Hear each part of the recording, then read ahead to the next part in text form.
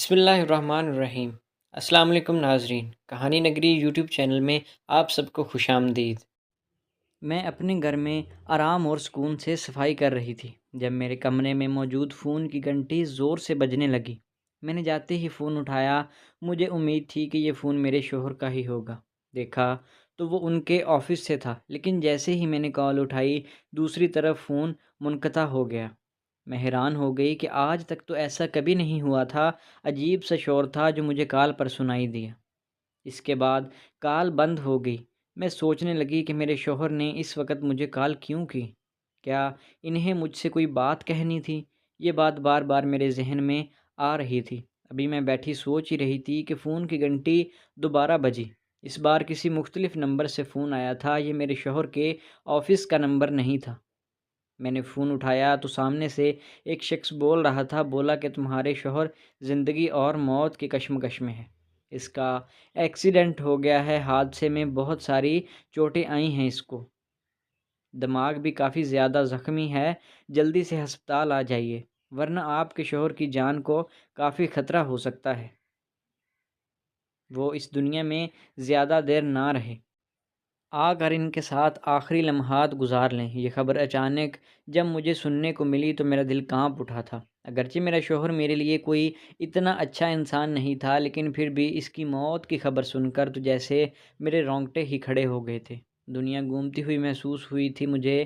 میرے شوہر نے مجھ سے 3 سال پہلے محبت کی شادی کی تھی۔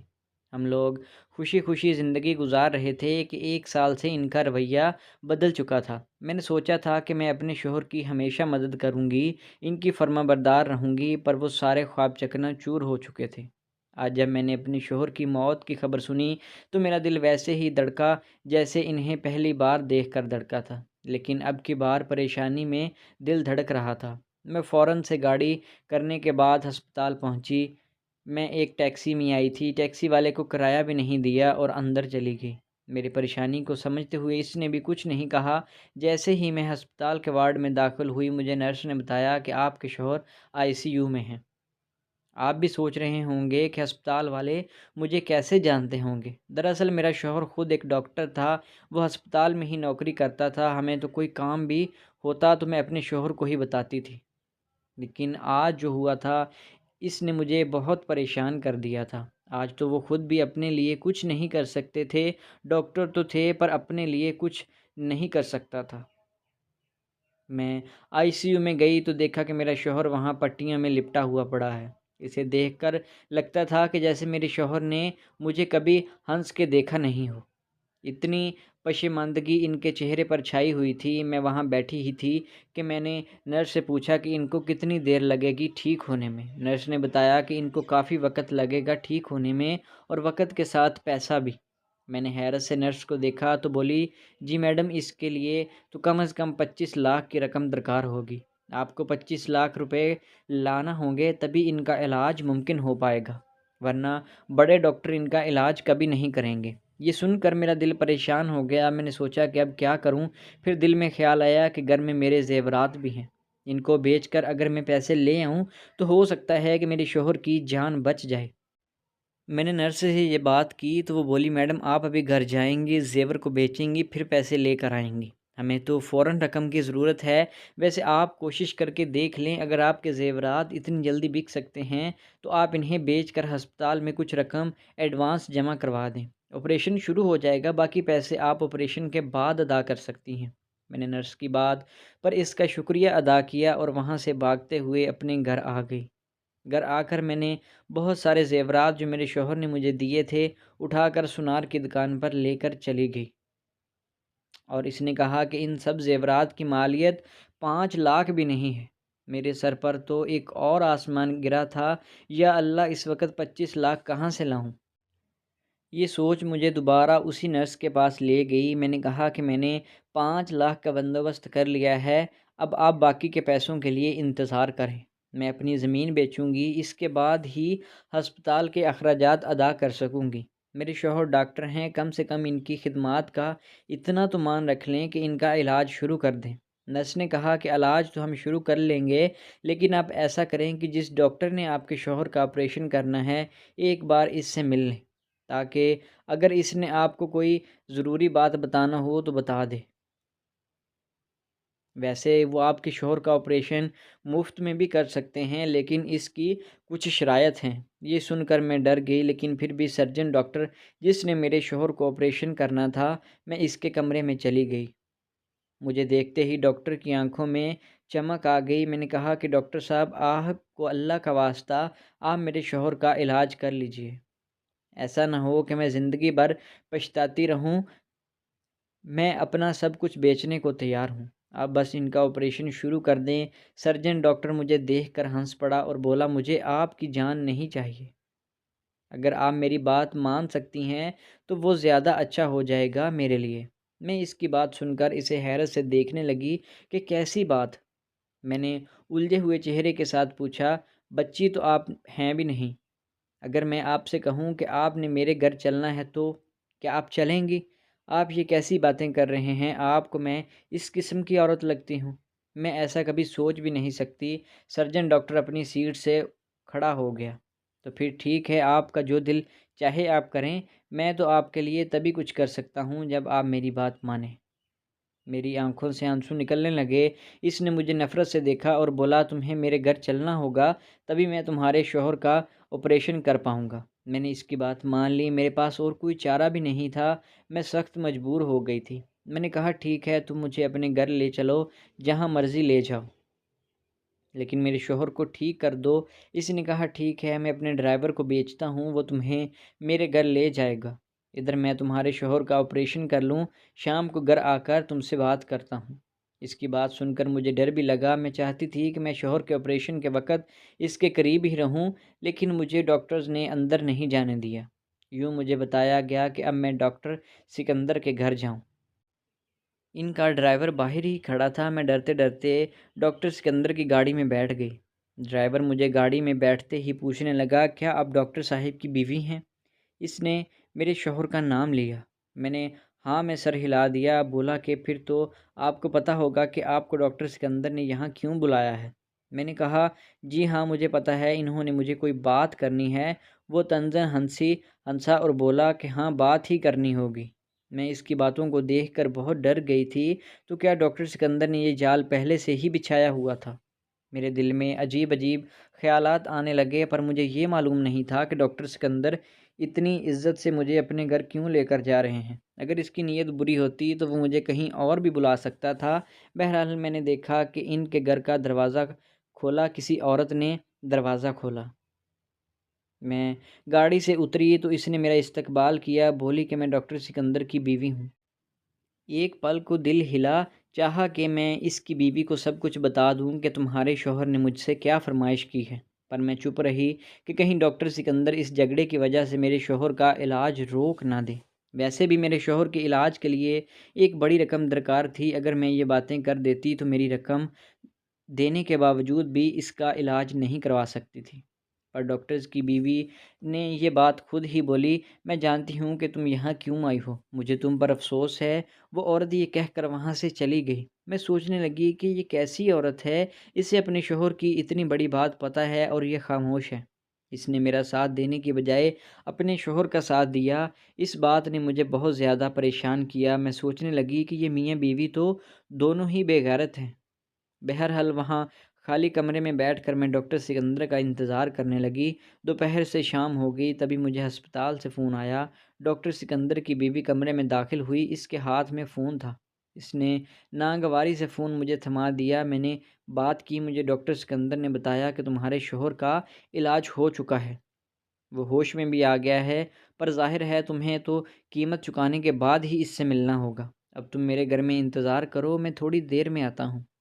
اس کی بات سن کر میں ڈر گئی، سوچنے لگی کہ یہ لوگ کیسے ہیں، پتہ نہیں مجھے سے کیا ایسی دشمنی ہے کہ مجھے بے مول کرنا چاہتے ہیں۔ تقریباً 1 گھنٹے بعد گھر کا سربراہ یعنی ڈاکٹر سکندر اس گھر میں داخل ہوا۔ اس کی بیوی نے اسی محبت سے اس کا استقبال کیا تھا۔ میں حیران تھی کہ بیوی کو سب پتہ ہونے کے باوجود وہ آخر اس پر غصہ کیوں نہیں کر رہی۔ ڈاکٹر سکندر اپنی بیوی کے ساتھ دوسرے کمرے میں چلا گیا، اس سے بات چیت کرنے لگا۔ میں یہاں بیٹھی سوچنے لگی کہ مجھے کس چیز کی سزا دی جا رہی ہے۔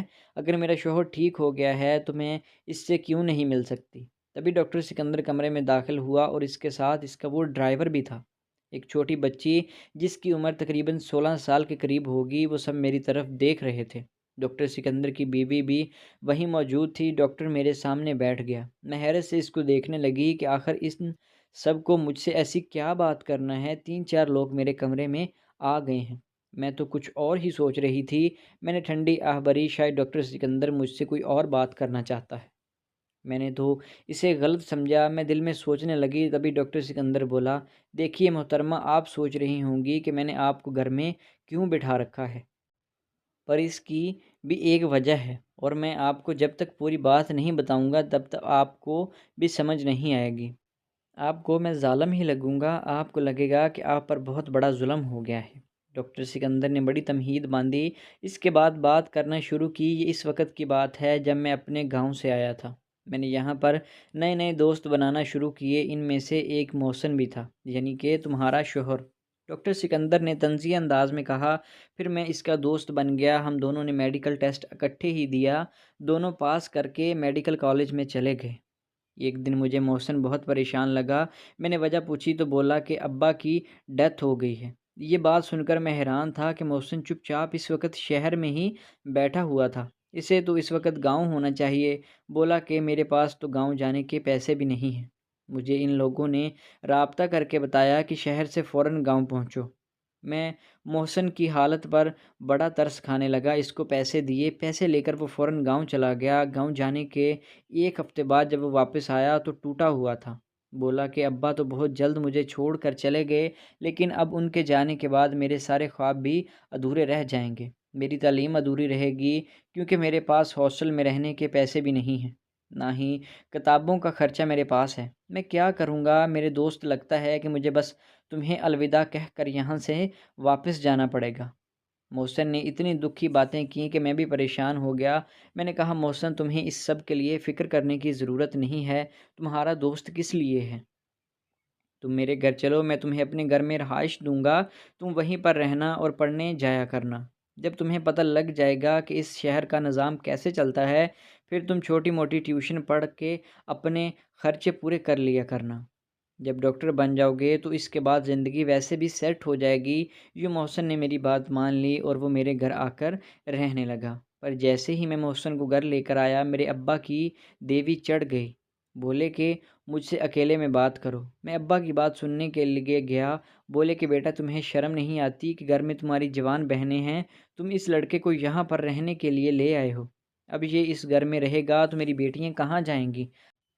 ابا کی بات سن کر میں نے اپنا سر جھکا لیا۔ کہا کہ ابا، اگر میرا دوست ایک بار بھی آپ کو کمرے سے باہر بلا ضرورت دکھائی دے تو آپ بے شک گھر سے نکال دیجیے گا۔ اس کے ابا کی وفات ہو گئی ہے، اب بہت پریشان ہے، اس کے پاس رہنے کے پیسے نہیں ہیں، تھوڑے عرصے بعد چلا جائے گا۔ ابا نے مجھے اجازت دے دی کہ ٹھیک ہے، تم اسے کچھ عرصہ یہاں رکھ لو، پر اس سے زیادہ نہیں۔ میں محسن کے ساتھ رہنے لگا۔ شام کا وقت تھا، میں کسی کام سے گھر سے باہر گیا ہوا تھا۔ جیسے ہی میں گھر میں داخل ہوا، مجھے گھر میں لڑائی جھگڑوں کی آوازیں آ رہی تھیں۔ میں نے دیکھا میرے گھر والے محسن سے لڑ رہے تھے۔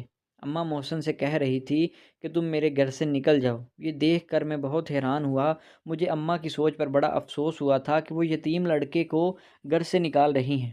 محسن نے مجھے شکوہ بری نگاہوں سے دیکھا، پر بولا کچھ نہیں۔ میری اماں نے بتایا کہ یہ گھر کی نوکرانی سے چھیڑ چھاڑ کر رہا تھا۔ اس کو چائے دینے کے لیے اس کے کمرے میں گئی تو ہاتھ پکڑ لیا اور بولا کہ میرے ساتھ بیٹھ کر باتیں کرو۔ بھلا یہ کوئی طریقہ ہے؟ اگر کل کو یہ ہماری نوکرانی کا ہاتھ پکڑ سکتا ہے تو ہماری بچیوں کے لیے بھی یہ لڑکا بالکل ٹھیک نہیں ہے۔ اماں کی باتیں سن کر میں نے سر پکڑ لیا۔ لازمی شمیم نے اماں کو بھڑکایا ہوگا، کیونکہ اسے گھر میں ذرا زیادہ کام کرنا پڑتا ہے۔ یہی سوچ نے مجھے شمیم کے خلاف نفرت دلائی دی۔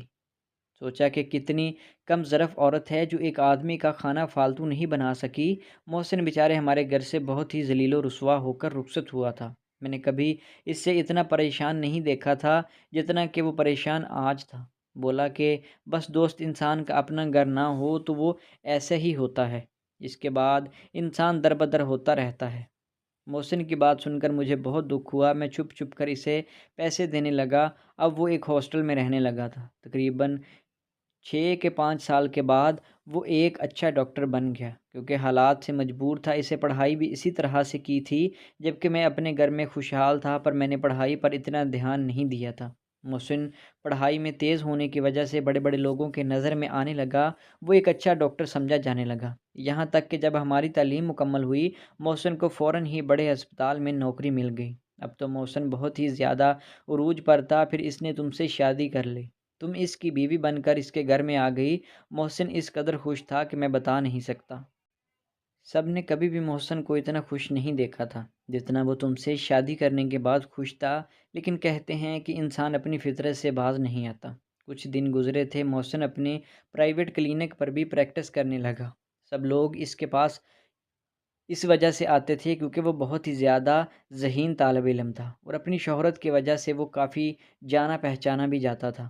سبھی استاد اس کی تعریف کیا کرتے تھے۔ یوں پھیلتے پھیلتے محسن کی شہرت کافی آگے بڑھ گئی تھی، پر پھر بھی محسن غلط راستے پر چل پڑا۔ اب وہ جو بھی مریض خاتون اس کے پاس آتی، وہ اسے کوئی نہ کوئی ایسی بات کہہ دیتا کہ وہ بیچاری مہینوں اس کے پاس دوبارہ نہ جاتی، لیکن پھر مجبور ہو کر اسی کے پاس آتی، کیونکہ ایک تو محسن کی فیس کم تھی اور پھر علاج بھی اچھا تھا۔ وہ دوائیوں کے نام فرافر جانتا تھا۔ خیر سے کافی دن گزر گئے۔ ایک دن میں نے محسن کو بڑا خوش دیکھا، بولا کہ آج مجھے بدلہ لینے کا موقع ہاتھ آیا ہے۔ میں نے پوچھا کہ کیسے؟ تو کہنے لگا کہ یاد ہے تمہیں وہ نوکرانی جس نے مجھے تمہارے گھر سے ذلیل و رسوا کر کے نکالا تھا؟ آج وہ میرے پاس آئی تھی، اس کی بیٹی سے اس کا بدلہ لوں گا۔ میں نے کہا محسن، خدا کا خوف کرو، تم ایسا کیوں کر رہے ہو؟ وہ چھوٹی بچی ہے، اور اس نے جب تم پر الزام لگایا تھا وہ تو بات کافی پرانی ہو گئی ہے۔ اس نے تمہیں معاف کر دیا ہو۔ مجھے غصے میں بولا، تمہیں کیا لگتا ہے میں اس کا ہاتھ پکڑا تھا؟ میں نے سر جھکا لیا۔ میں محسن کی بات کا کیا جواب دیتا، پر محسن اپنی بات سے باز نہیں آیا۔ اس نے اس عورت کو تنگ کرنا شروع کر دیا۔ مجھے لگا تھا کہ بات صرف تنگ کرنے کی حد تک رہے گی، پر ایک دن تو اس نے حد پار کر ڈالی۔ نوکرانی کی بیٹی کے ساتھ باقاعدہ دست درازی کی، اور پھر وہاں پر بروقت عملہ پہنچ گیا تو اس کی بیٹی کو بچا لیا گیا۔ بات بتانے کا مقصد یہ تھا کہ تمہارا شوہر جن عیاشیوں میں پڑ چکا ہے، اس کے بعد اسے لگتا ہے کہ وہ زندگی میں بہت آگے بڑھ گیا ہے، تو اب اسے کسی چیز کی فکر نہیں ہے۔ اب میں اسے بتاؤں گا کہ بدلہ کیا ہوتا ہے۔ تم یہ دیکھ رہی ہو، آدمی جو سامنے بیٹھا ہے یہ اس لڑکی کا باپ ہے، تو تم خود بتاؤ، اگر ہم سب تم سے بدلہ لینے لگ جائیں تو تمہیں اس کمرے میں قید کر دیں تو تم کو کیسا لگے گا؟ میں اس کی بات سن کر رونے لگی۔ بولا کہ تمہیں رونے کی ضرورت نہیں ہے، میں تمہارے شوہر سے بات کروں گا، اس سے کہوں گا کہ تمہاری بیوی کو میرے ڈرائیور نے اغوا کر لیا ہے۔ تم نے ڈرائیور کی بیٹی کے ساتھ دست درازی کی تھی، اس نے غصے میں آ کر یہ قدم اٹھایا ہے۔ اس نے مجھ سے میرے تعاون کی امید کی تھی کہ میں اپنے شوہر کے ساتھ روں چلاؤں، اسے بتاؤں کہ میں واقعی اغوا کر لی گئی ہوں۔ چنانچہ میں نے ایسا ہی کیا، کیونکہ میں اپنے شوہر کو سبق سکھانا چاہتی تھی۔ میرا شوہر اس عورت سے بھی معافی مانگنے لگا اور پھر میرے بارے میں بہت بے تاب ہوا۔ بولا کہ تم میری بیوی ہو، مجھے واپس کر دو، میں اس لڑکی کی شادی کا بندوبست کر دوں گا، اپنے بھائی سے اس کی شادی کروا دوں گا۔ یہ سن کر ڈرائیور خوش ہو گیا۔ اس نے کہا ٹھیک ہے، تم پہلے شادی کرواؤ، یعنی نکاح کی بات کرو، اس کے بعد میں تمہاری بیوی کو چھوڑ دوں گا۔ چونکہ ڈاکٹر محسن یعنی میرا شوہر اس لڑکی کے کردار پر داغ لگا چکا تھا، اب اس کے لیے بہت مشکل تھا کہ وہ کہیں بچ کر جائے، سو اس نے اسی راستے کو چن لیا۔ سو محسن نے واقعی اپنے چھوٹے بھائی یعنی میرے دیور کے ساتھ اس کی شادی کروا دی۔ میں نے بھی بہت برا بھلا کہا تو سمجھی تھی کہ یہ میرے ساتھ برا سلوک کریں گے، پر انہوں نے صرف میرے شوہر کو سبق سکھانے کے لیے مجھے تھوڑی دیر اس کمرے میں بند رکھا۔ رہی بات میرے شوہر کی، تو نہ ہی اس کو چوٹ آئی تھی نہ کچھ اور ہوا تھا۔ موسمی بخار کی وجہ سے اسے آئی سی یو میں جانا پڑا۔ ان لوگوں نے مجھے ڈرا دھمکا کر ایک ایسی جگہ پہنچا دیا جہاں میرے شوہر کے لیے پہنچنا ناممکن تھا۔ میرے شوہر کو لگا کہ میں واقعی اغوا ہو گئی ہوں، ادھر مجھے لگا کہ میرا شوہر زندگی موت کی کشمکش میں ہے، ورنہ شاید میں سبق سیکھتی نہ ہی میرا شوہر گھر۔ میں نے یہ سبق سیکھا کہ اپنے شوہر کو حلال اور حرام کی تمیز سکھاؤں گی، اسے کبھی بھی برے راستے پر نہیں چلنے دوں گی، اور میرے شوہر نے یہ سیکھا کہ زندگی میں کبھی کسی بے بس مجبور سمجھ کر اس کے حقوق کا ناجائز فائدہ نہیں اٹھانا چاہیے۔ تو دوستو، آپ کو آج کی کہانی کیسی لگی؟ امید ہے کہ ویڈیو اچھی لگی ہوگی۔ اگر ویڈیو پسند آئی تو ہمارے چینل کو سبسکرائب کریں۔ ملتے ہیں نیکسٹ ویڈیو میں، تب تک کے لیے اللہ حافظ۔